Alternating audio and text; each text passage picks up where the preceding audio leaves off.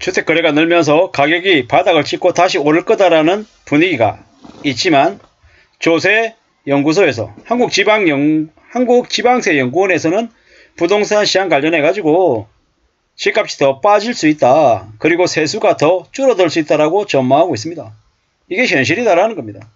우리가 기대하는 것하고 실제 상황이 다르게 흘러가고 있다라고 보면 맞습니다.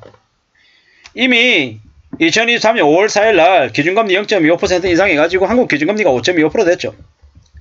작년 3월 이후부터 미국은 기준금리를 10번 올려서 무려 2007년 이후 16년 만에 최고 수준이 됐습니다. 미국의 3월달 소비자 물가지수는 4.2%, 근원물가는 4.8%, 그리고 미 연준 파월 의장은 금리 인하가 부적절하다라고 얘기합니다. 2023년 연내에 미국의 기준금리 인하가 없다라고 보면 거의 맞겠다라는 거죠.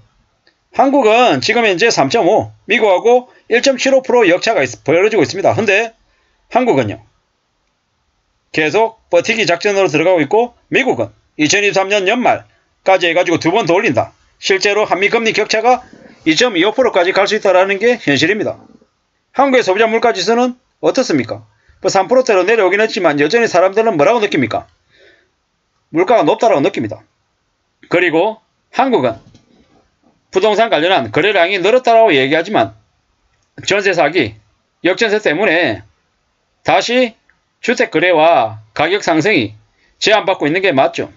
또한 이제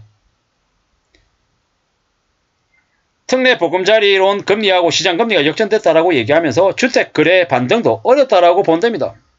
이게 뭐겠습니까? 점점 더 상황이 안 좋아진다라고 보면 맞죠. 한국의 이제 정부는 분양가 전매 제한 기간도 완화하고 이래저래 부동산 시장에 좀 바람이 좀 괜찮게 불게끔 여러 가지들 얘기를 하지만 지금 쉽지 않은 상황입니다. 전세 사기가 너무 심해져 가지고 경매 유예 방안도 구체화한다 어쩐다라고 얘기하지만 근원적인 부분들을 해결할 수 있는 건 못 되죠. 앞으로 어떻게 되겠습니까? 전세 사기 피해자들은 상상을 초월할 정도로 늘어나고 있고 역전세가 심해지고 있는 탓에 점점 더 상황이 더 안 좋습니다. 앞으로 어떻게 되겠습니까? 대한민국이라고 하는 나라의 경제위기, 경제충격은 계속 될 수밖에 없다라고 보는 게 거의 맞겠습니다. 소비자 심리지수 안 좋죠. 기대 인플레이션 계속 높은 상태죠. 언제까지나 괜찮다, 별일 없을 거다라고 얘기하기 어렵죠. 지금 어떻습니까? 국고채 금리는요. 한국과 미국 관련해가지고 미국이 더 높은 상황인 거고 장단기 금리 역전도 이미 되어 있고 이래저래 상황이 많이 안 좋죠. 게다가 은행들의 가계대출도 이제 조금씩 줄어들고 있는 상황이죠. 건전해진다라고 봐야 되겠습니까? 사실 쉽지 않죠. 2023년 3월 기준에 주택매매 거래량은 5만 2천 건이랍니다. 전월 2023년 2월 4만 1천 건 대비해가지고 27%가 늘긴 했지만 작년 2022년 3월 5만 3천 건 대비해서는 한 2.1% 줄었답니다. 누계로는 1.3월 누계로는 어떻습니까? 11만 9천 건으로 정년 동기 대비해가지고 어떻다? 한 14% 정도 감소했다라는 게 현실입니다. 이제 거래량도 줄어들고 있고 지역별로도 다 이제 안 좋습니다. 그리고 아파트 거래량은 어떻습니까? 전월 대비해가지고 한 24% 는 걸로 얘기하지만 어떻습니까? 아파트 외에는 좀 이렇게 잘 모르겠는 거죠. 부동산 심리는요. 주택매매 소비자 심리지수가 전월 대비 1.5% 상승했다고 하지만 미미한 수준이다. 보합이라고 보면 맞을 것 같고 어떻게 생각합니까? 가격이 점점 더 내려갈 가능성이 크다. 공급량도 좀 줄어들었고 어쩌고 저쩌고 얘기하면서 주택시장이 계속해서 위축이 되고 있다고 보는 게 맞는 거죠. 역전세 문제도 계속 벌어지고 있고요. 전세 사기도 계속 늘어나고 있고 이게 뭔가 싶은 거죠. 그리고 전세 가격도 빠르게 알아가고 있답니다. 역전세가 너무 심해진다라고 얘기하죠. 2023년 하반기, 2024년 상반기 이때 해가지고 서울 기준의 아파트 물량의 절반 이상이 역전세라고 얘기하니까 많이 우려서 그런 거죠. 많이 심각한 겁니다.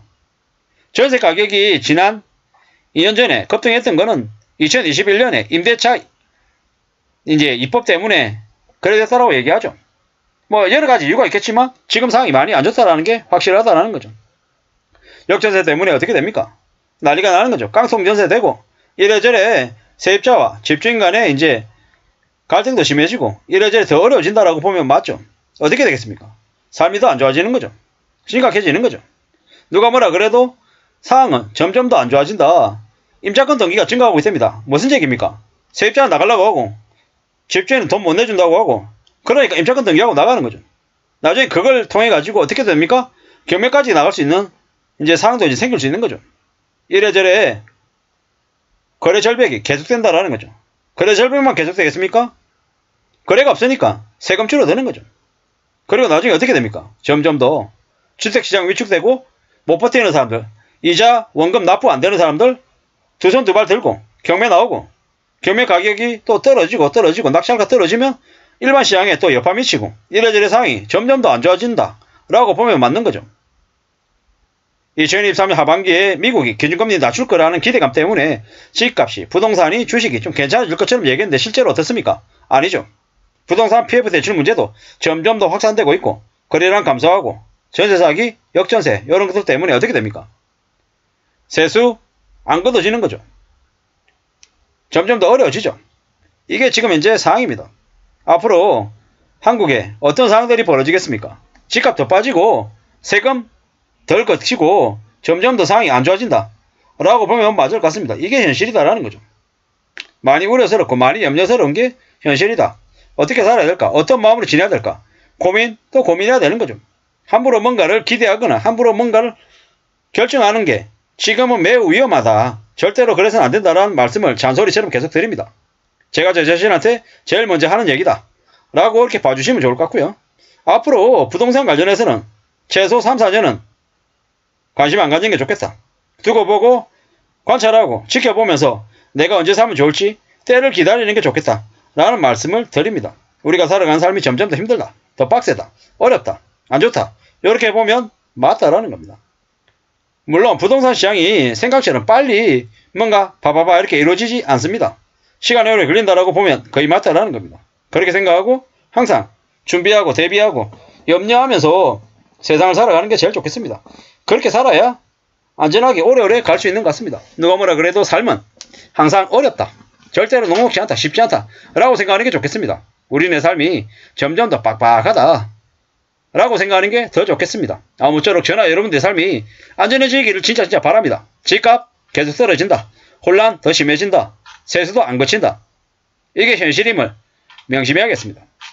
사는 게 만만하지 않다. 언론에서는 집값이 다 상승한다고 도배하고 있는데 뭐냐?